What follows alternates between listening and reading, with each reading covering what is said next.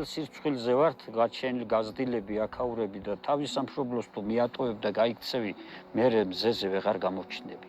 დაკარგვის საფრთხეა პირდაპირ უნდა თქვა რა, რომ დაცარიელებულს ეშმაკნი დახპატრუნებიანო და უხალხო დარჩენილი დატოვებულია, მტერს ეგუხარია, სხვა არაფერი.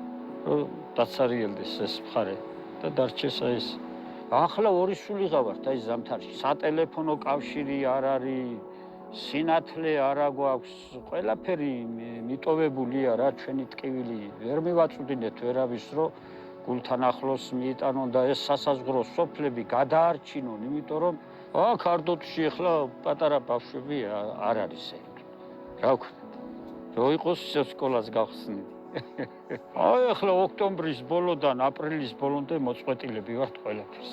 თავარია ცუდად არავინ გავხდეთ, რომ გაგვიჭირდეს და ფაქტიურად სიკვდილთან ახარ ახლოს რა, ამიტომ ჯანმრთელობა არის პირველ რიგში ჩვენთვის ის სახედით. ცუდი ამინდებია, შეულფრენი ვერ მოფრინდება და დარჩები ადამიანი განწირული. არ ვიცი რა ეშველება ამ ხელწყალს, გადარჩენა გვინდა რა, გადარჩენა, იმიტომ რომ ჩვენ რაღაც ახლა ერთმანეთს დავერიენით, ერთმანეთს ვებრძვით. სირცხვილი არ შეიძლება,